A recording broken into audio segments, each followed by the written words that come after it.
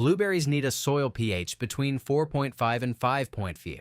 And if yours drifts above 6.0, the iron and magnesium your plant is starving for become chemically locked. Completely unavailable. It doesn't matter how much you feed it, the nutrients are right there in your soil and the plant simply cannot reach them. You've probably been throwing away the exact materials that fix this every single morning. There's a reason your blueberries come out small and sour, and it has nothing to do with the fertilizer bag you bought. We're going to get to all of it, but hack number 5 is the one that genuinely broke my brain, because it's a material that looks like the worst possible thing you could put near an acid-loving plant. By the end of this, you'll know exactly which 5 things from your kitchen and backyard are making your blueberries smaller and sourer than they should be, and how to use each one correctly, starting today. Okay, so let's start with the thing sitting next to your coffee maker right now. Coffee grounds. You're throwing them away, aren't you? Please stop. Here's the thing. Used coffee grounds have a pH sitting somewhere between 6.0 and 6.5, and when they decompose into your soil, they release nitrogen in a form your blueberry bushes can actually absorb. But that's only one layer of what's happening. As the grounds break down, they also release organic acids that slowly nudge your soil pH back into that 4.5 to 5.5 window where your plant's roots can actually unlock the iron, magnesium, and manganese that were chemically frozen at the wrong pH. 2 functions, 1 material, right there in your bin. The application isn't complicated, but it matters. Spread a thin layer, no thicker than ½ an inch, directly on top of the soil around your bush, then mix it very lightly into the top 2 inches. Don't pack it down, don't pile it up near the stem. Compacted coffee grounds form a crust that actually repels water. Loose and lightly incorporated, they let moisture through, and they start feeding the microbial life underneath, which is where things get genuinely interesting. The bacteria and fungi that process those grounds aren't just cleaning up organic matter. They're converting it into compounds your plant's roots can absorb, building a living soil ecosystem that stores nutrients instead of letting them wash away. More microbial activity means more earthworm activity, which means better aeration, better drainage, better root penetration. And, by the way, slugs hate them. The texture is abrasive against their bodies. So you're acidifying your soil, feeding your plant nitrogen, activating your soil biology, and deterring pests from what was in your kitchen bin 20 minutes ago. And that's just what's happening at the surface. What pine needles do to the chemistry underneath is actually a different kind of biology entirely. Look, when a blueberry evolved, when it developed into what it is, it did so in the understory of conifer forests. Pine needles everywhere.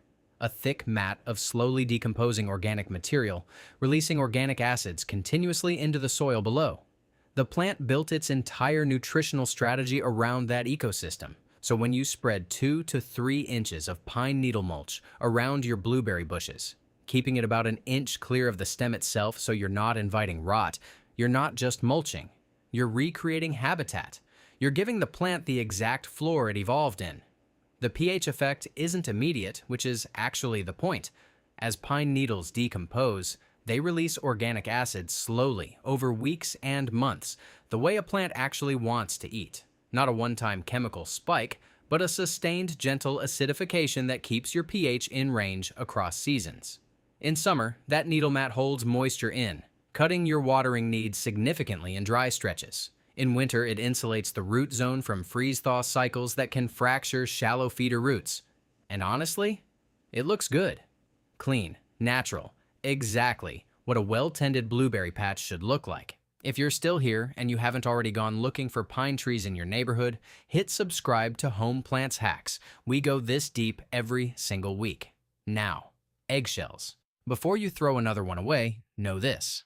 Eggshells are calcium carbonate, the same compound that gives structure to the cell walls of your blueberry's fruit. Without adequate calcium in the soil, berries develop blossom and rot, poor firmness, and weak skin that splits before they even ripen. Calcium doesn't just feed the plant, it holds the berry together. The preparation actually matters here. Rinse your shells, let them dry completely. Wet shells mold, then crush them as fine as you can get them. Powder, if possible. The smaller the particle, the more surface area, the faster the soil can break them down. Larger chunks take months or years to dissolve fully. Once you've got powder or near powder, work it into the top inch of soil around the plant every few weeks through the growing season. Here's where it gets specific because this is a detail most people miss. Eggshells don't just add calcium, they help prevent overacidification. When you're regularly applying coffee grounds and pine needles, you're pushing pH down. Eggshells buffer that. They dissolve slowly and raise calcium availability without swinging your pH too far in either direction. They're a long-term balancing mechanism, not a quick fix. Season over season, your soil structure improves, your calcium levels stabilize, and your berries get firmer and larger. And same as coffee grounds, slugs don't like crawling over crushed eggshells. Sharp edges. Drop a comment below and tell me, which one of these surprised you most so far? And have your blueberries been struggling with fruit quality or more with the size of the harvest? Okay, now composted manure, and I want to be clear about the word composted because it matters enormously. Raw manure has a nitrogen concentration high enough to chemically burn your plant's roots. It also carries pathogens you don't want anywhere near food crops. Composted manure is a completely different material. The composting process breaks the nitrogen down into slower release forms, kills off harmful bacteria, and transforms the whole thing into something that feeds gently across weeks rather than hitting hard all at once. What you get from a 1 to 2 inch layer of composted manure applied in early spring, worked in lightly as both fertilizer and mulch, is nitrogen, phosphorus, and potassium in a single application, plus a suite of micronutrients your plant needs in small amounts but genuinely needs: boron, zinc, copper. The commercial fertilizer aisle sells these separately. Composted manure delivers them together in organic form, alongside something bags can't replicate: improved soil structure. The organic matter in composted manure increases your soil's water retention, which means the roots stay evenly moist during dry periods, and improves drainage in compacted or clay-heavy soil. Root health directly determines fruit abundance. A blueberry with healthy, deep, unobstructed roots produces more than one fighting through compacted, nutrient-poor soil every time. We'll get to hack 5 in just a moment. And I want you to stay for it because the first time I understood why this one works, I stood in my backyard and laughed out loud. Wood ash. I know, you're already suspicious. Wood ash is alkaline, typically a pH of 9 to 11, and blueberries need acidic soil. So why is it on this list? This is the payoff. Here's what actually happens in a real blueberry patch after a few seasons of coffee grounds, pine needles, and composted manure. Your pH drifts low, sometimes below 4.5. And at that point, a different set of nutrients, phosphorus in particular, starts locking out again, and aluminum toxicity becomes a genuine risk. You've overcorrected. The soil that was too alkaline is now too acidic, and the plant is still struggling. A light dusting of wood ash, and I mean light, maybe a quarter cup scattered around the drip line of each bush, gently raked into the top inch of soil, corrects that downward drift without overcompensating. Once, maybe twice per season in spring and again in early fall if your pH tests confirm you need it, not more. The goal is balance, not swing.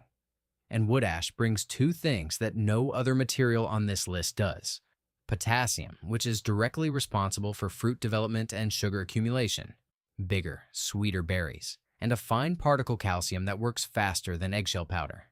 It also deters slugs and certain soil-borne pests. That thing that looked like the worst possible input for an acid-loving plant is, in the right circumstances, exactly what it needs. This is what organic gardening actually is. It's not replacing chemistry with more chemistry. It's recreating the ecosystem your plant evolved in. The shifting pH of a forest floor, the slow release of organic acids, the calcium from decomposing matter, the potassium from ash after a fire moved through. Coffee grounds, pine needles, eggshells, composted manure, wood ash. 5 things already in your kitchen and backyard. 5 things the plant already knows how to use. The soil biology you've been building with each one is already working. Right now, in ways you can't see but will absolutely taste. Start there, and come back for the next one.